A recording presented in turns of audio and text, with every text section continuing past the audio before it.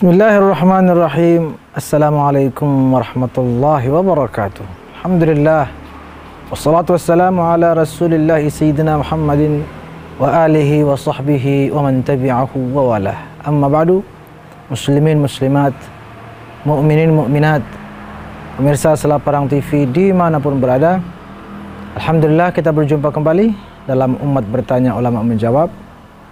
Tak lupa saya pribadi menghaturkan selamat Hari Raya Idul Fitri 1443 Hijriah. Mohon maaf lahir dan batin, semoga segala amal ibadah kita diterima di sisi Allah Subhanahu wa taala dan kita digolongkan hamba-hambanya yang minal aidin al faizin al maqbulin, yaitu mereka yang kembali ke fitrah, yang mendapatkan kemenangan serta diterima di sisi Allah Subhanahu wa taala. Amin ya rabbal alamin.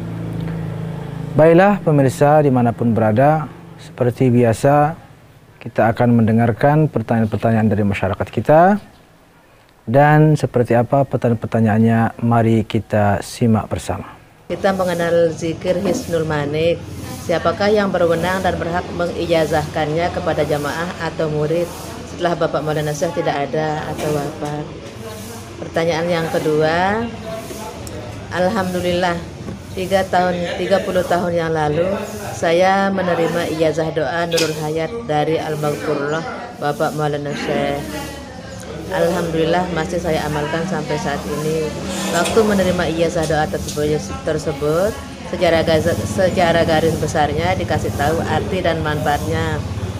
Tapi dalam kurun waktu sekian puluh tahun lupa manfaatnya. Melalui media ini mohon kiranya Bapak Tuan Guru bisa memberikan terjemahan doa Nurul Hayat tersebut sekalian bersama faedah-faedahnya sebagai penyegaran aja Pak Tuan Guru. Terima kasih sebelumnya atas penjelasannya. Pertanyaan yang ketiga, Bapak Tuan Guru yang saya hormati, di zaman sekarang ini kan kita zaman digital. Bagaimana hukumnya dan nilainya kalau kita mengaji dengan membuka aplikasi Al-Quran yang ada di HP? Apakah sama nilai pahalanya dengan kita mengaji secara langsung membuka Al-Quran dengan mengaji melalui media HP? Demikian pertanyaan saya Pak Tuan Guru, mohon penjelasannya. Sekian, wassalamualaikum warahmatullahi wabarakatuh. Saya Hajah Sumarni dari Sawing. Demikian, terima kasih. Assalamualaikum warahmatullahi wabarakatuh. Waalaikumsalam warahmatullahi wabarakatuh. Terima kasih Bunda atas pertanyaannya. Ada 3 pertanyaan Bunda sampaikan. Namun mohon maaf untuk pertanyaan pertama, saya pribadi angkat tangan, tidak bisa menjawabnya. Sekali lagi mohon maaf. Karena terkait siapa yang berhak mengijazahkan, harus kita tanyakan kepada beliau-beliau yang memang paling berhak atas amalan tersebut. Ada keturunannya, ada para mursyid-mursyid, ada para guru-guru yang memang sudah menerima. Jadi begini, yang menerima, jadi seorang guru mengijazahkan itu maknanya sudah diberikan jaminan dalam mengamalkan itu. Tetapi tidak semua orang diberikan izin untuk mengijazahkannya kepada yang lain. Nah, sehingga untuk mengetahui siapa yang berhak mengijazahkan, tentunya beliau Al-Maghfurullah Maulana Syekh yang paling tahu, karena beliaulah yang paling tahu siapa yang sudah diijazahkan dan diberi izin untuk mengijazahkan. Hanya beliau yang tahu.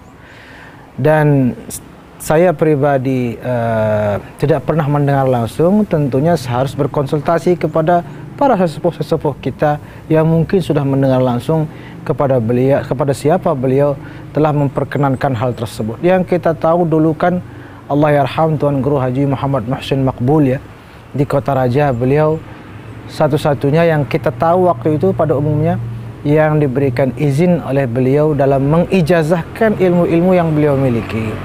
Tapi beliau sekarang juga sudah meninggal dunia.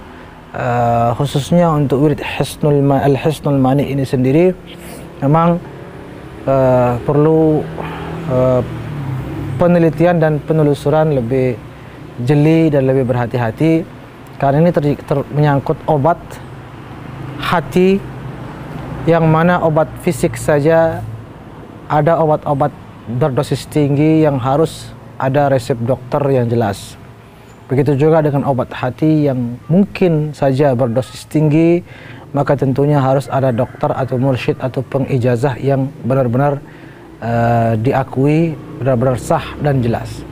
Karena itu kita akan tanyakan kepada para sesepuh kita, mudah-mudahan kita semua mendapatkan jawaban ya yang diharapkan.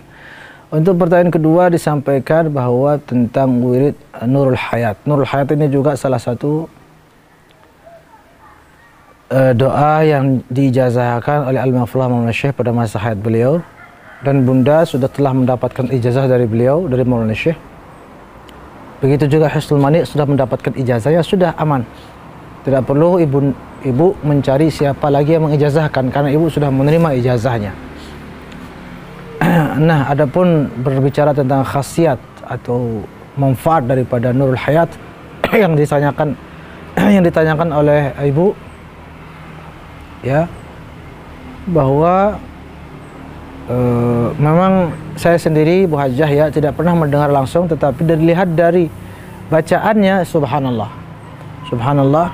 Jadi di sini kalau kita baca doa Nurul Hayat, di sana Allahumma aslih ahwali kullaha, ya Allah perbaiki semua keadaanku, keadaan hamba, waghfirli dzunubi kullaha, dan ampunilah semua dosa-dosaku. Kemudian di situ ya Karim Rabbi zidni ilma, tambahkan ilmuku, wa wassi' fi rizqi wa barik li fi ma razaqtani, perluas rizkiku dan berkahilah rizkiku, waj'alni mahbuban fi qulubi ibadik, jadikanlah hamba ini dicintai di hati hamba-hambamu, wa azizan fi uyunihim, dan mulia di mata mereka semua, waj'alni wajihan fid dunya wal akhirah wa minal muqarrabin, jadikanlah juga hamba ini orang yang hamba yang mulia di dunia dan di akhirat, tidak hanya di dunia dimuliakan tapi juga di akhirat, dan jadikanlah hamba bagian dari hamba-hambamu yang dekat selalu dengan engkau. Jadi subhanallah, jika dilihat dari isi doanya sekilas tadi saja sudah mencakup dunia dan akhirat, segala hajat, rezeki, ya, semua insyaallah jika diamalkan dengan tekun dan dengan penuh keyakinan, keistiqamahan, maka insyaallah keadaan yang mengamalkannya, terutama setelah mendapatkan ijazahnya tentunya dari para ahlinya, maka insyaallah keadaannya dunia dan di akhirat menjadi jauh lebih baik, ya. Mudah-mudahan apalagi misalnya yang membacanya juga meniatkannya kepada yang lain, keluarganya, orang-orang dekatnya, maka insyaallah itu juga menjadi perhatian di sisi Allah Subhanahu wa taala, ya, mudah-mudahan.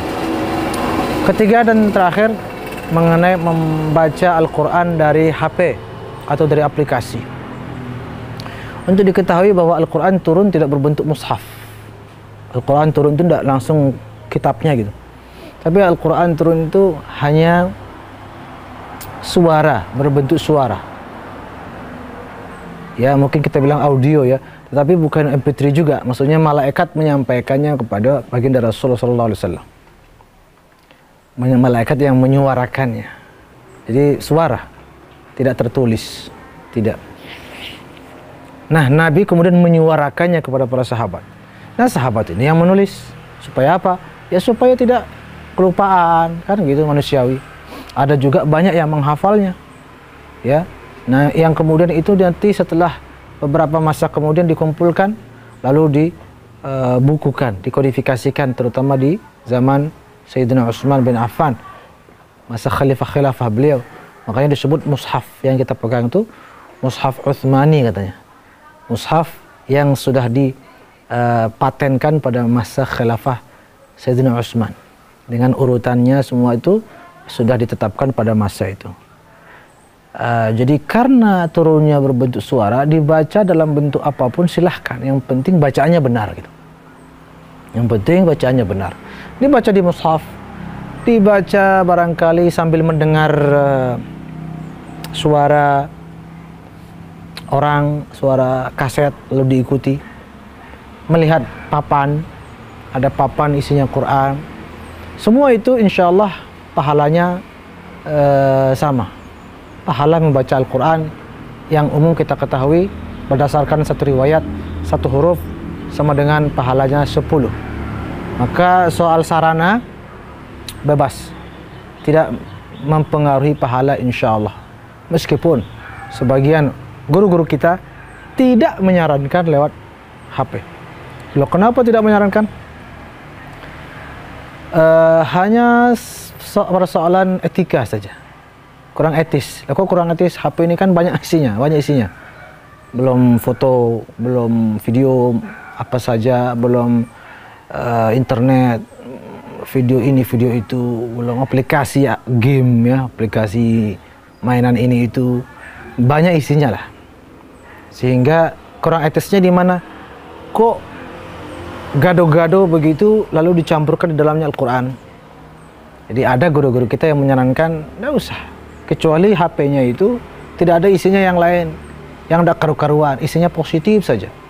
Isinya kitab, isinya buku-buku bermanfaat, isinya pengajian-pengajian para tuan guru, para ulama. Terus Quran kan masih pantas.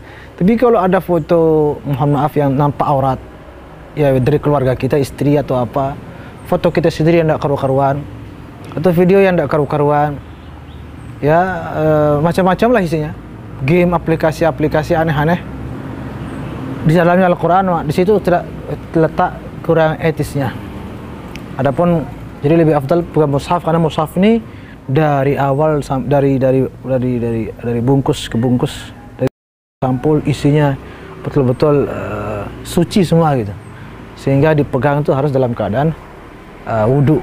Ya, itu saja barangkali, mudah-mudahan dapat dipahami. Wallahu a'lamu bissawab. Assalamualaikum warahmatullahi wabarakatuh. Yang hormati Al-Mukarram Bapak dan Guru, yang punya dua pertanyaan nih kita Guru. Pertanyaan pertama kaitannya dengan sholat masbuk. Ketika makmum datang belakangan, baru dapat rakaat kedua, tapi di rakaat kedua itu tidak sampai selesai bacaan Fatihahnya. Kemudian imam ruku. Apakah makmum itu harus menyelesaikan bacaan Fatihahnya baru ruku? Ataukah makmum itu harus ikut imam ruku? Tapi ketika makmum itu ikut ruku sebelum selesai bacaan Fatihahnya itu, apakah dia dapat rakaat atau bagaimana? Tapi ketika makmum itu akan selesaikan bacaan Fatihahnya, nanti makmum itu tidak dapat mengikuti imam untuk ruku. Nah, itu pertanyaan pertama dan Guru. Kemudian pertanyaan kedua kaitannya dengan masalah sholat tarawih nih kita Guru. Kan makmum itu kan mengikuti imam dan Guru. Tapi si imam ketika membaca Fatihah dan ayat itu terlalu cepat, sehingga makmum itu tidak bisa menyelesaikan bacaan Fatihahnya. Kemudian bagaimana sholat makmum itu Bapak dan Guru, apakah sah atau tidak sah karena tidak pernah selesai bacaan Fatihahnya? Karena keyakinannya si makmum itu semua ditanggung oleh imam. Semuanya ditanggung oleh imam. Apakah betul demikian Pak dan Guru? Mohon penjelasannya Pak dan Guru. Demikian, Assalamualaikum warahmatullahi wabarakatuh. Waalaikumsalam warahmatullahi wabarakatuh. Bacaan Fatihah adalah rukun di dalam salat. Wajib dibaca, jika tidak dibaca maka salatnya batal. Oleh karena itu, masbuk, makmum, apapun situasinya pun demikian. Kecuali dia datang, memang tidak, dia baru datang, memang tidak sempat, dia sempat takbiratul ihram, sempat berdiri bersama imam, tetapi betul-betul tidak sempat baca Fatihah, tidak cukup waktu karena imam sudah ruku. Nah, di situ dimaafkan dan rakaatnya sah. Tapi kalau dia sempat membaca Fatihah, walaupun imamnya sudah ruku, jika dia ruku tanpa membaca Fatihah dalam keadaan dia sempat membacanya, maka rakaatnya itu gugur. Apa yang dia lakukan? Nanti ketika imamnya salam, dia bangun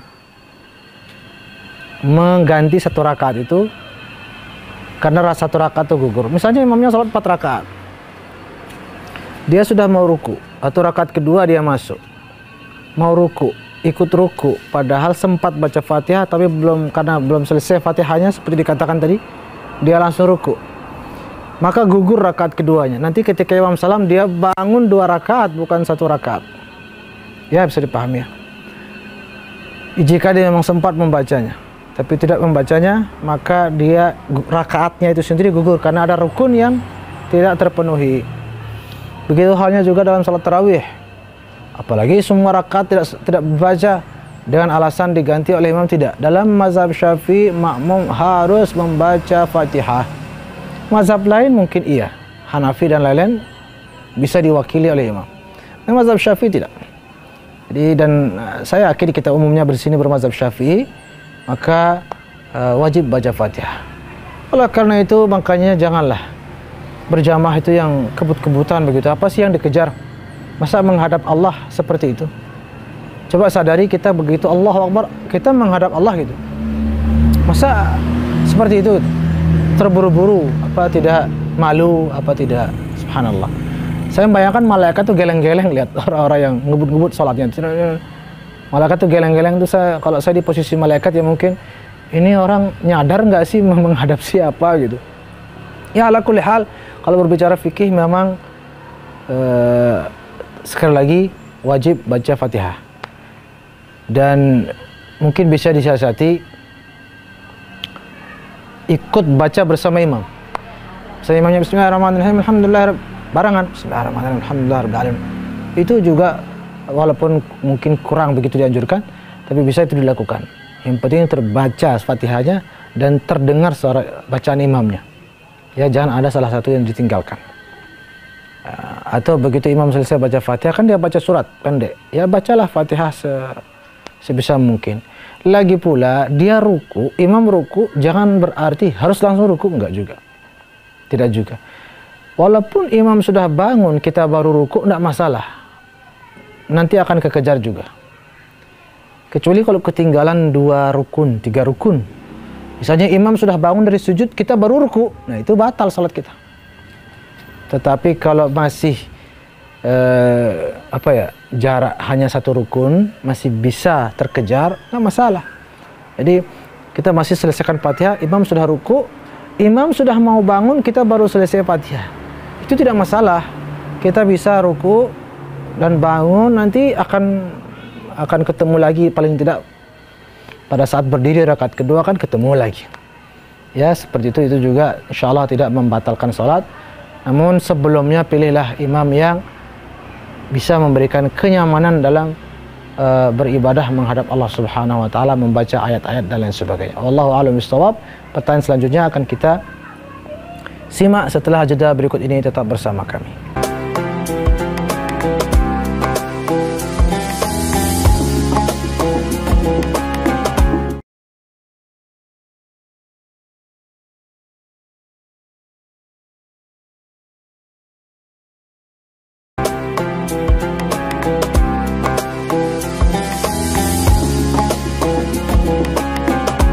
Assalamualaikum warahmatullahi wabarakatuh. Bapak Tuan Guru, mohon penjelasannya bagaimana hukum jual beli dalam Islam.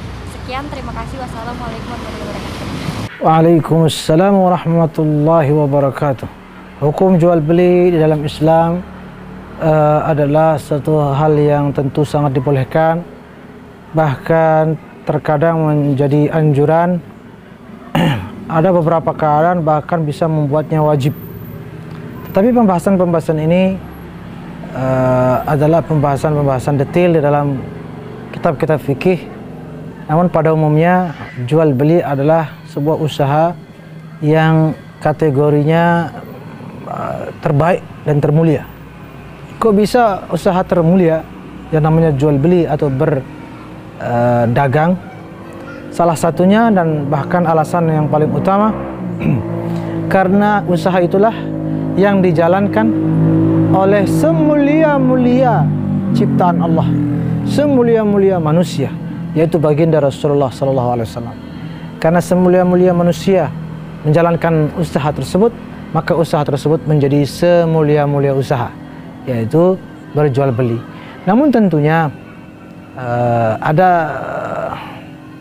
hukum-hukum dan peraturan yang serta syarat-syarat yang berlaku. Jadi kan pertanyaan terlalu umum sehingga saya tidak tahu, saya pun harus menjawab secara umum. Ada syarat-syaratnya, ada rukun-rukunnya, ada yang namanya harus ada penjual, ada namanya harus ada pembeli, ada namanya ijab kabul, ada namanya barang juga harus yang halal, tidak boleh barang curian, tidak boleh barang yang haram dikonsumsi seperti khamr dan minuman keras misalnya. Tidak boleh manusia dijual belikan, ya, itu kecuali budak. Tapi kan sudah tidak ada lagi budak zaman sekarang. Dan hukum-hukum serta peraturan-peraturan yang berlaku dalam hal jual beli. Bisa dikaji lebih jauh dalam kitab-kitab fikih, dikaji bersama para guru dan ahli-ahli fikih. Nanti banyak sekali pembahasan mana jual beli yang haram, seperti apa transaksi yang haram. Ada yang namanya riba, dan riba itu juga ada banyak macamnya. Ada jual beli gharar yang mengandung penipuan. Misalnya tidak boleh menjual buah yang masih ada di pohonnya, menjual hewan atau apa yang masih dalam apa gitu, dalam karung, atau masih burung yang masih ada, masih berterbangan. Itu juga tentunya harus dipahami mana yang boleh, mana yang tidak boleh. Secara umum seperti itu, berjual beli atau berdagang adalah usaha yang mulia dengan ketentuan yang diperdagangkan juga adalah barang-barang yang halal dan dengan cara-cara yang jelas-jelas dihalalkan di dalam Islam, maka insya Allah usaha tersebut tidak hanya mulia tapi juga berkah di sisi Allah Subhanahu wa taala, kehidupannya menjadi lebih baik, lebih makmur, ya, dengan sebab pekerjaan yang halal.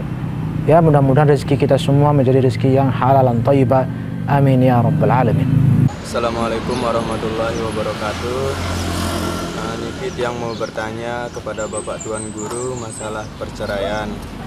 Apakah saat suami menjatuhkan talak 3 sekaligus dalam satu waktu, apakah itu termasuk talak 3 atau talak 1 atau tidak jatuh talak sama sekali? Karena yang saya baca mengenai itu ulama berbeda pendapat. Ada yang mengatakan talak 3, ada yang mengatakan talak 1, dan ada yang mengatakan tidak jatuh talak karena tidak mengikuti syariat dan peraturan menjatuhkan talak.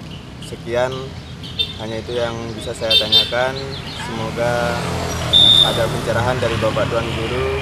Wassalamualaikum warahmatullahi wabarakatuh. Waalaikumsalam warahmatullahi wabarakatuh. Iya, pembahasan tentang talak ini cukup panjang, tapi karena keterbatasan waktu memang benar bahwa ada beberapa pendapat. Tetapi dalam mazhab Syafi'i, dan mazhab Syafi'i ini adalah relatif yang paling hati-hati. Maka dan di Indonesia juga yang umum dianut adalah mazhab Syafi'i. Dalam mazhab Syafi'i, talak 3 sekaligus itu jatuh 3, sehingga tidak boleh rujuk lagi kecuali wanita tersebut menikahi atau dinikahi oleh laki-laki lain yang betul-betul sama-sama suka, lalu bercerai, baru kemudian boleh kembali. Itu talak 3 jatuhnya. Memang ada pendapat-pendapat lain, tetapi mazhab Syafi'i ini yang kita pakai. Kenapa? Karena lebih berhati-hati, dan juga supaya orang-orang tidak mengenteng-entengkan yang namanya talak itu. Sekarang kalau kita entengkan, aduh, nggak jatuh. Jadi orang jadi mudah mengeluarkan kalimat talak itu. Nauzubillah. Jadi sebisa mungkin kita turut memperketat atau mengambil pendapat yang paling ketat supaya rumah tangga justru demi kemaslahatan ini rumah tangga menjadi lebih terjaga. Orang kalau tahu bahwa seperti itu tidak langsung jatuh, tidak mudah, tidak semudah itu dilonggarkan, maka dia akan berhati-hati. Sebisa mungkin dia akan menjaga jangan sampai mengeluarkan kata-kata cerai. Walayazubillah. Jadi bukannya haram, halal, tetapi halal yang dibenci oleh Allah, sebagaimana dalam satu riwayat. Oleh karena itu, di sini saya mengatakan bahwa jatuh 3 talak sekaligus, jatuh 3 dia, maka tidak boleh rujuk. Sebagaimana demikian yang yang ditetapkan dalam mazhab kita pada umumnya di Indonesia, yaitu mazhab Al-Imam Asy-Syafi'i radhiyallahu anhu. Allahu a'lam bishawab.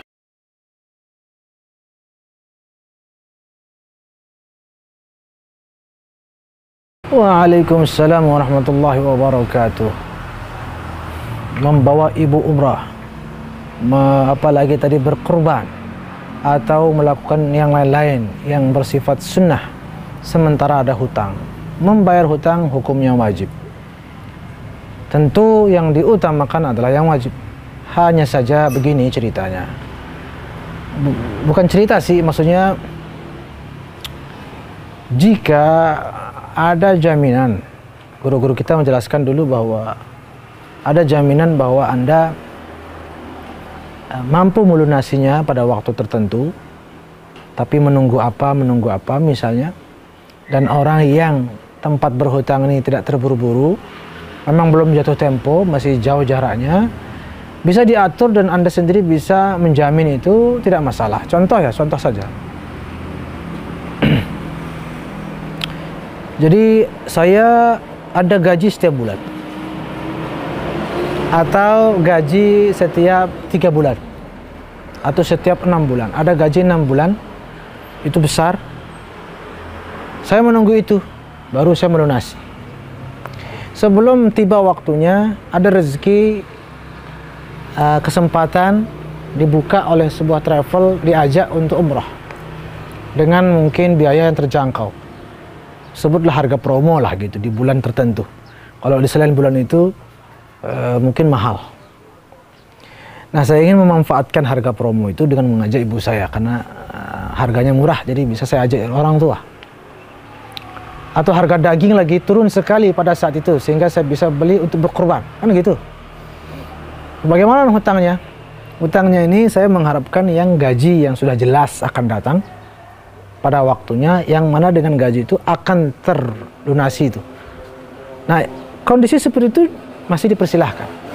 Yang tidak boleh itu yang tidak jelas dari mana uangnya gitu. Misalnya dapat uang dan tidak tahu akan datang uang lagi atau tidak, dan dari mana tidak tahu. Tidak ada pekerjaan jelas.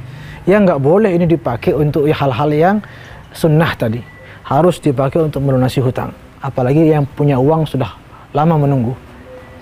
Tapi kalau dipakai untuk yang sunnah, sementara ada pekerjaan, ada usaha, ada jaminan, ada ada harapan uang akan datang pada waktu tertentu, ditambah lagi yang tempat kita berhutang itu juga tidak terburu-buru, masih ada waktu, maka itu masih diperbolehkan untuk jadi semua kembali kepada situasi dan kondisi.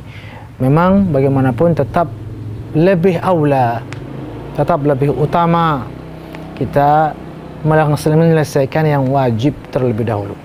Itu yang lebih utama. Tapi sekali lagi, jika masih bisa diatur, maka silahkan, namun Anda sendiri yang menjamin serta menanggungnya. Mudah-mudahan Allah Subhanahu wa Ta'ala memurahkan rezeki kita semua dan menerima segala amal ibadah kita, membimbing kita dalam segala kebaikan sehingga kita mendapatkan ridhonya. Amin amin ya rabbal alamin. Ada beberapa pertanyaan sudah masuk juga, namun tidak sempat kita jawab pada episode kali ini. Namun insya Allah akan kita jawab pada episode yang akan datang. Karena itu pertanyaan-pertanyaan lain juga akan tetap kami nantikan. Tinggal kirim video pertanyaannya ya, video pertanyaannya ke nomor yang tertera di bawah ini. Saksikan terus Umat Bertanya, Ulama Menjawab hanya di Sela Parang TV. Terima kasih. Wassalamualaikum warahmatullahi wabarakatuh.